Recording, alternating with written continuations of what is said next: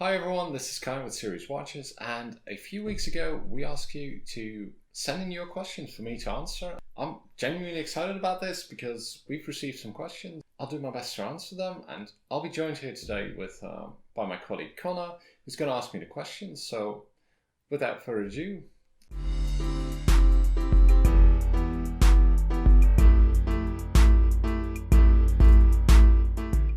So Kai, the first question comes from YouTube user Dutch Watch Fan 1980. yeah, And they want to know which could be the next microbrands that we will be selling.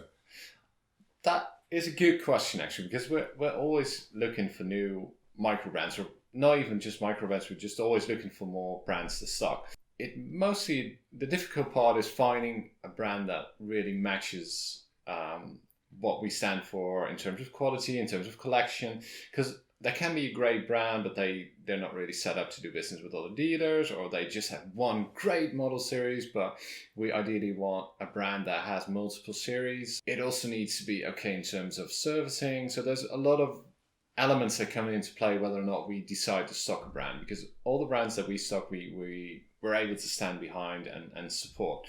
So we are actually working on 2 new brands, but they're still we're still working on the deals and see if we can make it work. We did just get a new microbrand. Well, I wouldn't call them microbrand actually, because they do offer more than most microbrands in terms of what they do. It's called Formax, so that's like brand new. We got that this week. Depending on when you're watching this video, we may have had them in stock for a while, but they're a great brand, and we're working on 2 new ones, but nothing solid, nothing set in stone yet. Okay, and are you able to name those 2 brands at all? Or? Nah, I don't want to spoil it yet, but also I don't want to disappoint anyone. Going to say, oh, we're going to be a Rolex AD, and we're not. No, we're not. I can't name them just yet. Okay.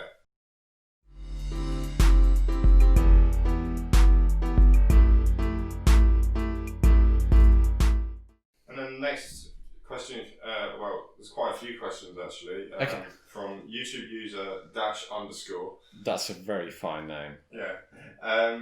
Firstly, do you do Black Friday specials or any significant promo or discount codes for a special occasion?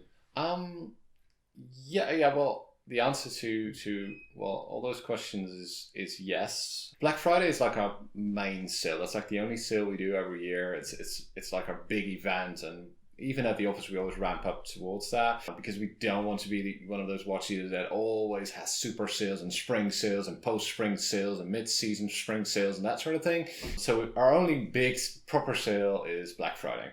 We do have weekly deals, which run from Friday to Friday, where we have like anywhere from 5 to 10 different models on sale, which also tend to be, in terms of discount, they tend to be on Black Friday level.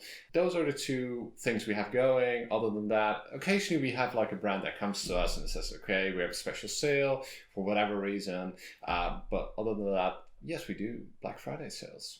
Okay, thanks. And the same user would also like to know, will we ever sell Christopher Ward watches on our website? Christopher Ward, I genuinely, personally really like them. And you do as well, because you're from the UK, and they're like the pride of Britain in terms of watchmaking. I like the Hugh Grant of watches. If you like Hugh Grant, then yes. I know not everyone will agree on Hugh Grant. But yeah, the question, yeah. We do. I genuinely, personally really like Christopher Ward. What they do in terms of their in-house movement, this lovely big moon face that I personally really want. But they're one of those brands that we would love to sell, but they're not set up for selling with retailers. They're just a business to consumer model. So they only sell directly to consumers, and they don't use any retailers. So we can't really stock them. Other than that, yeah, I mean, they're great watches. So I can personally recommend them, but we can't sell them to you, unfortunately.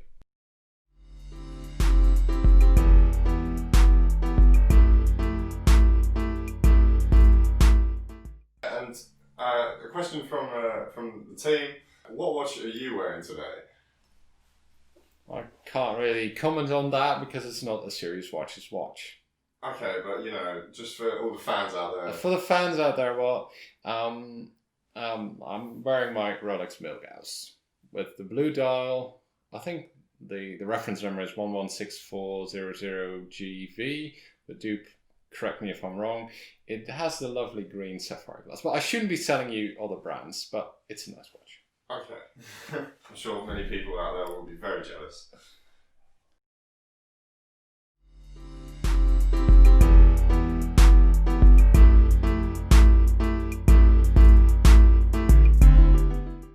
Next question comes from Greg Gubman, a YouTube user, and he would like to know any new collaborations in the works with Zelos, Ventus, NTH, or any other brands that we carry. Yes, we are working on two, but I can't really say anything because it's not set in stone yet. But we're working on it. We do like doing these special editions where a specific model is sold exclusively through us. We're working on it with two brands actually, and one of which is on that particular list. But it's not set in stone yet because we need to create something that matches their profile, that matches our profile. It needs to match in terms of timing because most brands tend to work in production batches, so they'll be doing a specific model series, and if you want to do a limited edition, you need to hop on board at that particular time, and it all needs to work out. So we're still working on it. But I can mention that we do have the Boulder SW edition, which is the Bronze Odyssey with a black dial, black ceramic bezel. It's a lovely watch. We do still have a few of those in stock. So we do have some of our collaboration with Boulder. We just made 50 and we have a couple left. So they are very cool watches still. So if you want something that is close to our heart, you can still buy one.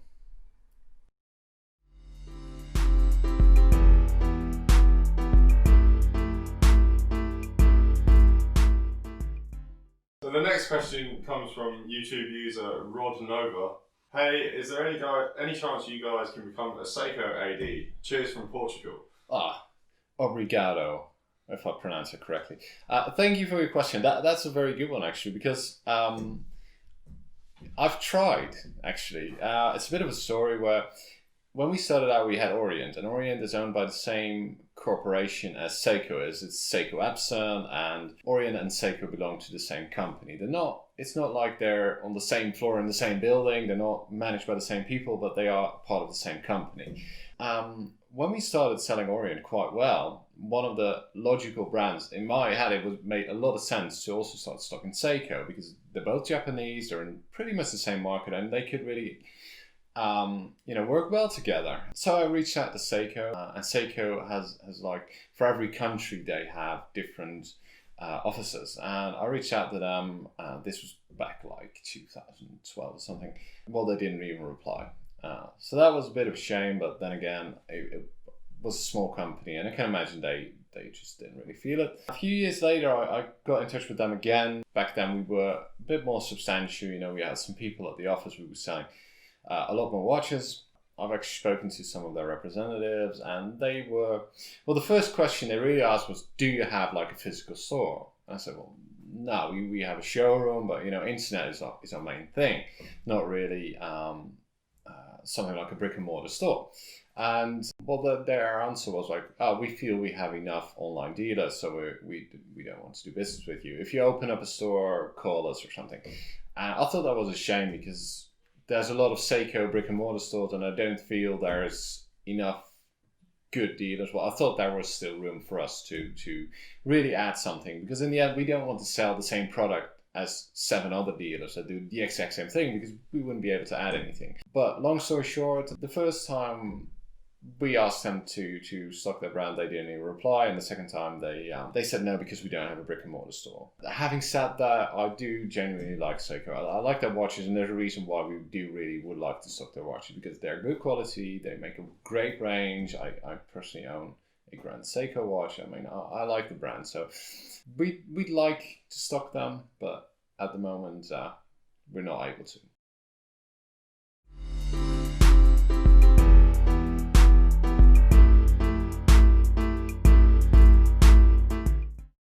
The next question comes from YouTube user Venga. And they want to know any future plans to extend the collection of straps, bracelets, or other accessories?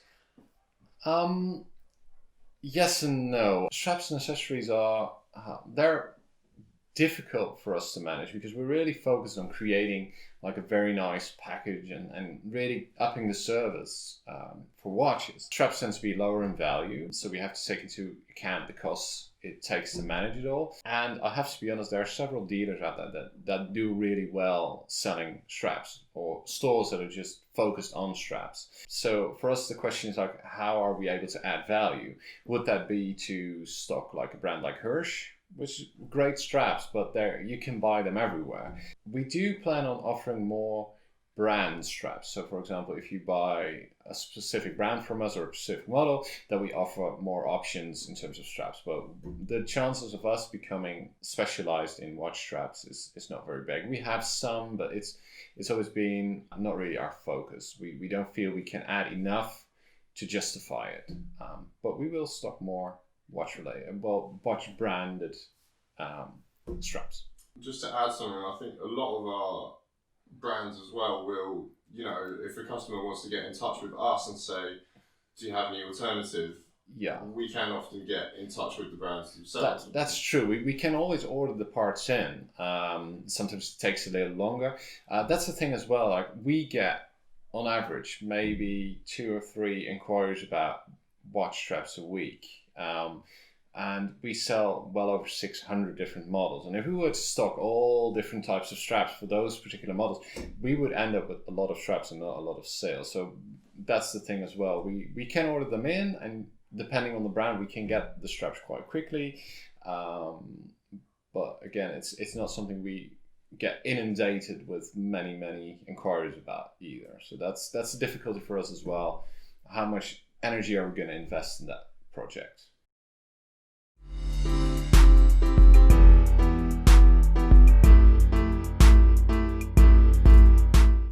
All right, moving on. Account 101. 101. That's a very well, I don't know. It's a name, yes.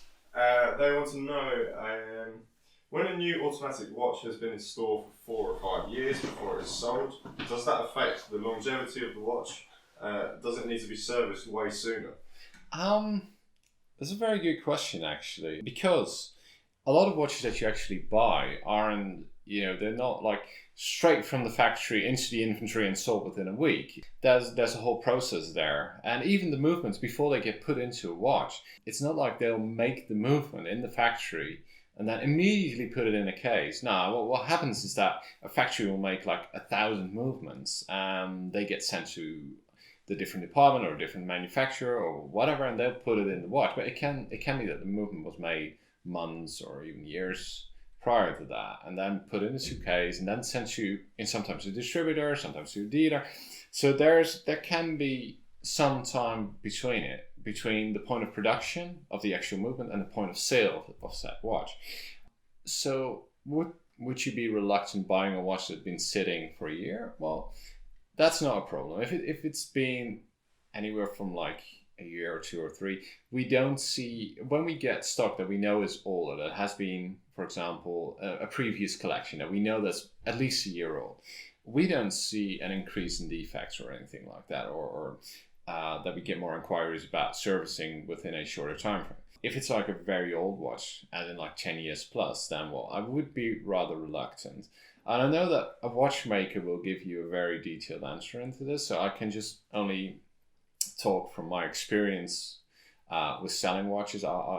We need to ask our watchmaker to get like a completely accurate technical analysis of the situation. But generally speaking, I would not recommend buying a watch that has been laying on a shelf for like 5 years, not without a discount. But does it always mean that your watch will be requiring a service? No, that's definitely not the case. The oils in there, they can last a while. Most watch brands recommend servicing in like 4 to 5 years, and there's a lot of watches out there that run fine for like 8 or 10 years without any difficulty. It's a question that has some nuances in there where you can look at pure statistics, and when I look at statistics, it would be at the amount of repairs and servicing requests that we get. From a technical perspective, I'm sure that there's a watchmaker out there that's more qualified than I am to give a very good proper answer with regards to the viscosity of the oils and that sort of thing. So yeah, coming back to the original question, it depends on how old the watch actually is. But generally speaking, when you buy a new watch, even though it may have been on the shelf for like 2 years, that shouldn't be a problem. If it's a properly like the new old stock sort of thing, yeah, then you do need to consider that you may need to have the watch serviced sooner than you normally would.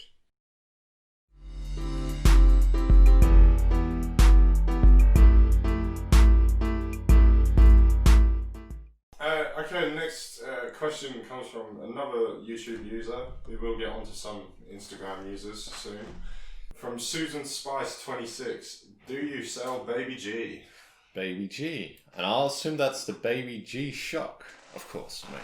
Why wouldn't it be? That's a great question, Susan. Yeah, no, we don't. I mean, G-Shock watches are great watches, but we don't sell them. I wish. I mean, they're better than Rolex, Patek, whatever. I mean, I would put like G-Shock over here because they can take anything. I mean, your Rolex will break if you drive over it in a Hummer or something, but that G-Shock, that's proper quality. So no, unfortunately not. How low could you dive on it with a G-Shock? I don't know. Probably to like the deepest. The Mariana Trench or something. No, not a problem. You can do anything with those things. That's a properly good watch, and especially the baby one because it's extra small. So nah, we don't sell it. Okay. But you should get one, Connor. I think it would absolutely fine on you. Yeah, for my very small. You have a small wrist. You could wear a Baby G. Definitely. Okay, moving on. Yes. Before you actually convince me.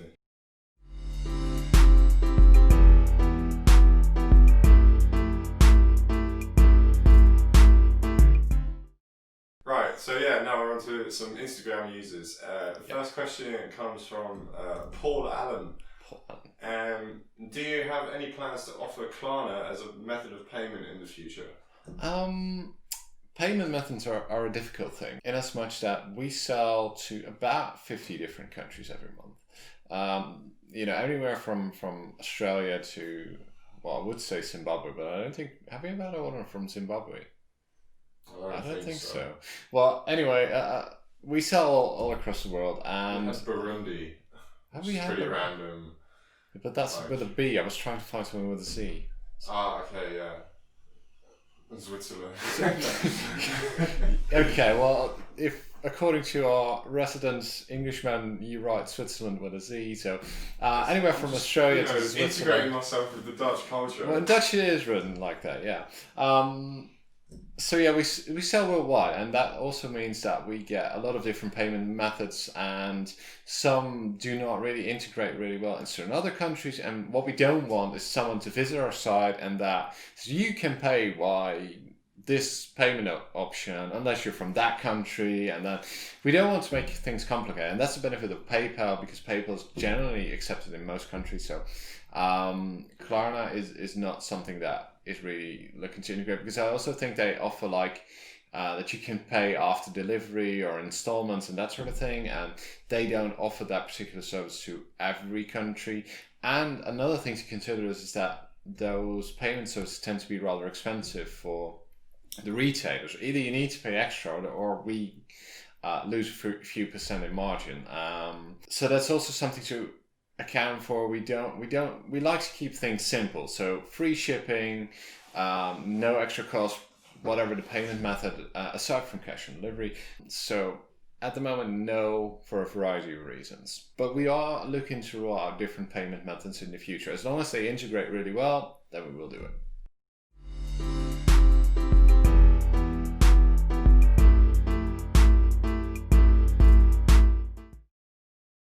And Paul Allen would also like to know, do we have any plans to stock Steinhart watches in the future?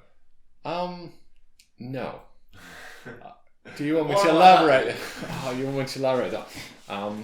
No. No, we're not planning on stocking Steinhart. And again, for a variety of reasons, but mainly because they're mostly set up for doing business to consumer transactions. So their business is mostly set up to sell to their customer directly rather than having to deal with retailers. And the reason why I had to laugh a little bit is because I'm not a big Steinhart fan. While they do make good watches, I'm not personally a fan of them. So it's a bit of a running gag at the office to put me to throw me under the bus with either Steinhart or Seiko. So no, we're not planning on stocking Steinhart.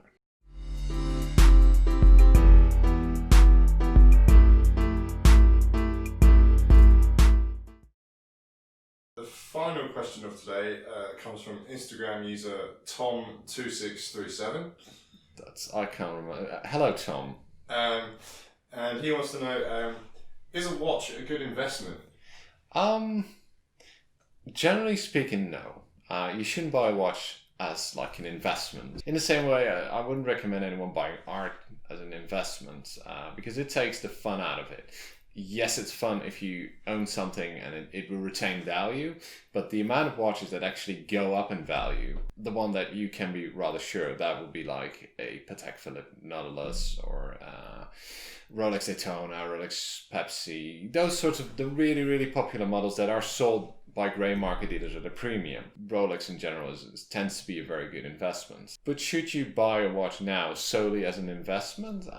No, I wouldn't do that. The risks are just too big of the watch not actually going up in price, and it just takes the fun out of it. It makes sense to buy a brand that you really, really like, because if you really like it, then the chances that other people really like it are you should just buy a watch with your heart that you really like, because even imagine you buy a watch and you really love it and you enjoy it for many years, and down the line it's not worth anything. Would that be the end of the world? Because you had a lot of enjoyment out of it. You liked it. It made you happy, and that's why you should buy a watch. And not thinking, I'll buy this horribly ugly piece of and not enjoy it for many years, but at least I've made €1,000. I would rather wear a watch that nobody else likes and not have a good investment and be happy with my watch. If you get a chance to buy a Rolex Daytona or anything of those really, really popular models at retail price, well, obviously, yeah, you should do it because it's like a guaranteed few €1,000 profit. So if you get the chance to buy a super popular model at retail price, yes, it's a good investment. Other than that, it's just too big of a gamble. You should go on the stock market and buy like an index fund. But this is not going to turn into one-on-one investing. Just watches? No, I wouldn't do it. Okay, all right, thanks. And I guess, is there anything else you want to say to our viewers before? Well, I really appreciate the question. I really like doing this. I like watches. I'm a watch guy. I like talking about watches. And, this is like talking to a friend about watches that also loves watches, where you can just talk about what you love. And that ultimately is a lot of fun. So if you have any more questions, send them our way and I'll gladly do another video if anyone wants to. If this answers all the watch questions in the world, well, then it was still a lot of fun doing it. So we will be doing more videos in the future about watch-related subjects, such as answering very specific questions or talking about what's going on with the business, about specific brands. So we will still be doing that. This Q&A thing, I really like doing it. So if you have any questions, send them in, and maybe we'll do another one, right? Yeah. So that's it. And again, we're still in the Corona situation. I mentioned it before in the invitation to send those questions. So again, stay safe, stay healthy, because ultimately that's the most important part of that's the most important thing. Keep healthy, keep safe, and enjoy a watch, and don't invest in it. All right, thanks.